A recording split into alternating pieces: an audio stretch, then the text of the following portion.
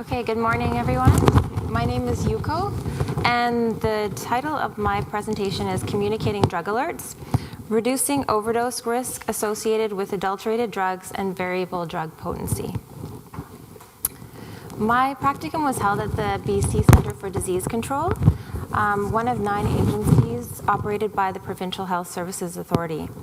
And the area in which I was working was in harm reduction.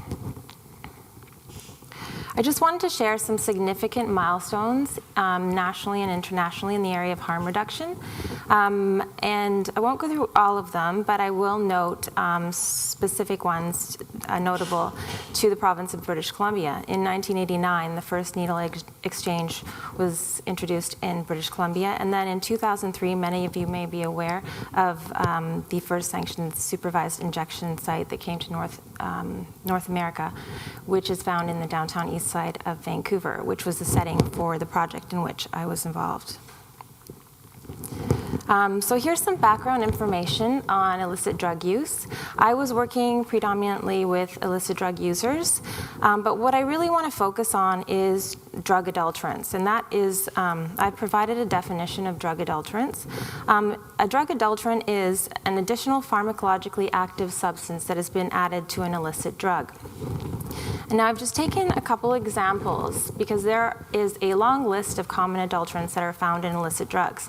There's limited evidence there's limited information regarding adulterants in Canada, so a lot of this information is based on international literature. I'll just go into the example of cocaine. A drug that has been detected in cocaine, actually in Canada as well, is phenacetin. This drug has been prescribed for analgesic properties due to its analgesic properties.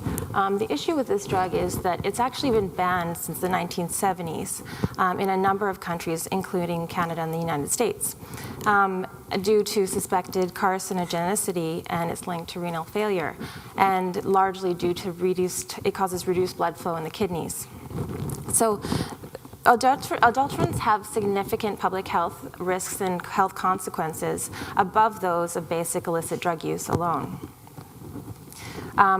So what I was involved in was trying to determine what is the most effective means of communicating drug alerts to the public and illicit drug users.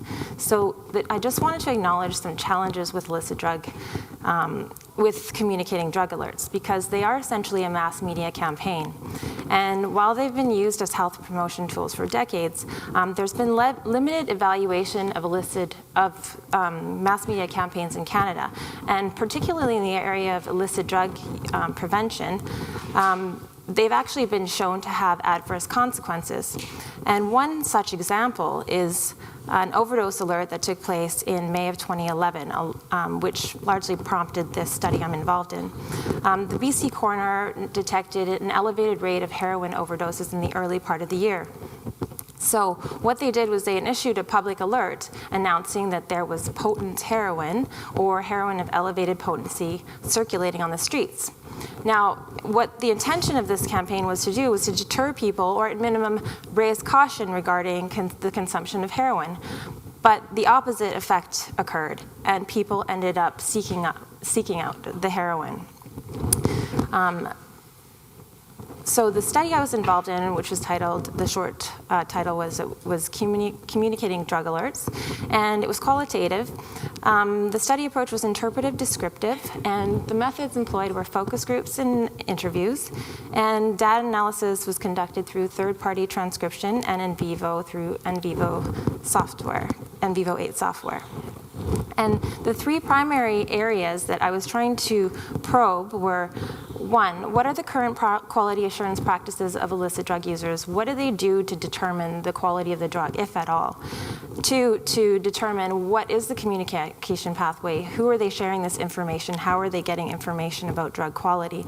And then 3, to determine what is the best approach in communicating drug alerts.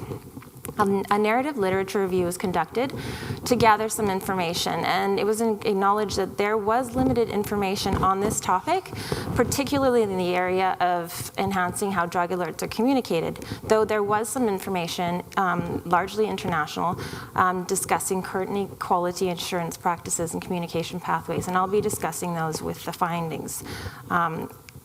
With the results section. And so this information was used to inform focus group questions and the interview guide.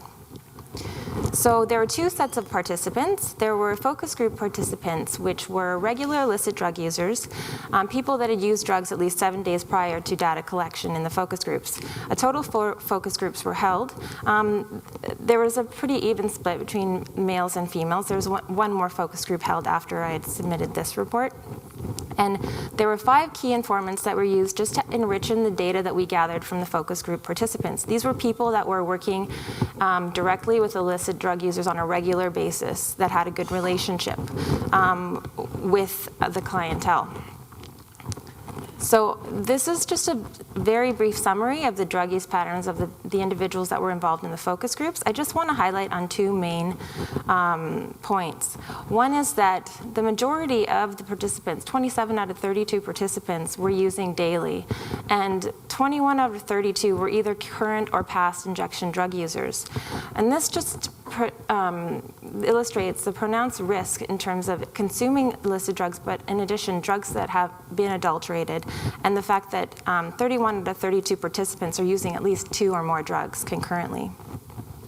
So from the findings that we discovered, quality assurance practices were the themes we drew out, which were consistent with literature, was that there was a great deal of emphasis placed on the relationship that an individual had with their dealer. Some people had dealers that they'd known for 10 to 15 years. And people used this as a safeguard in addition to a number of other quality assurance practices that were very superficial, not evidence-based, to determine whether a drug was of higher or lower potency, mostly to determine if the drug was better quality, not so much if it was adulterated.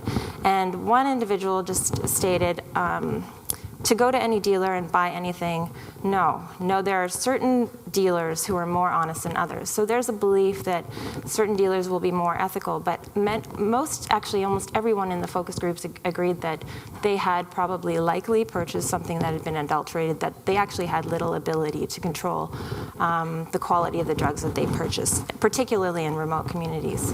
And the primary communication pathways were largely word of mouth, especially in the downtown east side of Vancouver. Word travels very quickly, and one individual stated, I would tell the people that are doing the drug first. Health service providers were not really considered a valuable source of information, particularly with drug alerts, because they found that the information was quite delayed, and people would be sharing if someone had overdosed prior to hearing an alert that would be released maybe a couple of days later. And some concerns raised by health service providers are that there's a lot of misinformation that's being shared, and that there might be sort of a sense of overconfidence. And there was fear that in certain regions, particularly where there isn't as much contact with health service providers, particularly in remote areas, it's difficult to correct misinformation.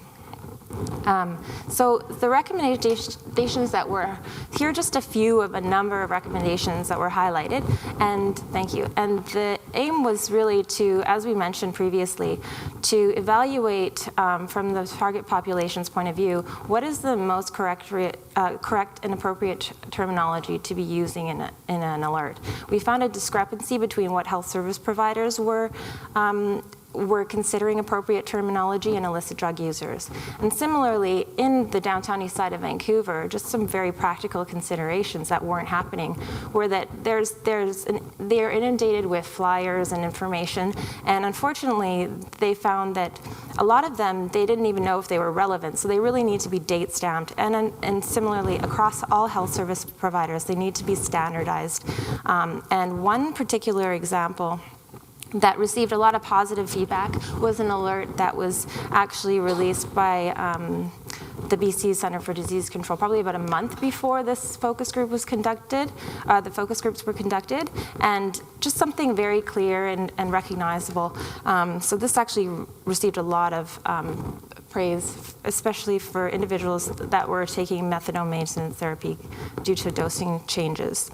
I just wanted to note one strength, and there were a number of strengths and limitations, but one strength was gathering information from the literature review previously and finding consistent findings, particularly in the areas of quality assurance and peer communication pathways. That was one strength of the study. One limitation, though, I would say, is the population of illicit drug users that participated in this interview were between the ages of 40 to 60 for the most part, so it would be nice to have information. The themes might vary based on a younger population. And so in conclusion, some future considerations are that the findings will be disseminated with stakeholders. Currently, a report is being completed, and this will be used to guide or inform policy in communicating drug alerts through Vancouver Coastal Health. And there may be an additional future focus groups involving a younger population, possibly even youth as well. And this project will be presented at the Canadian Public Health Association this May in Toronto. Thank you. Questions?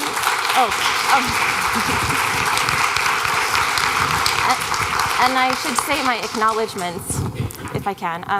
Dr. Jane Buxton, my supervisor, and Ashraf Imlani, who supervised me throughout this project. Olivia Sampson, the co-coder. Dr. Catherine Worthington, my instructor. Victoria, my supervisor. My parents, who are probably watching at home. And my husband, who supported me throughout this entire endeavor. Thank you. Questions? Thank you. Okay, questions. Here we are.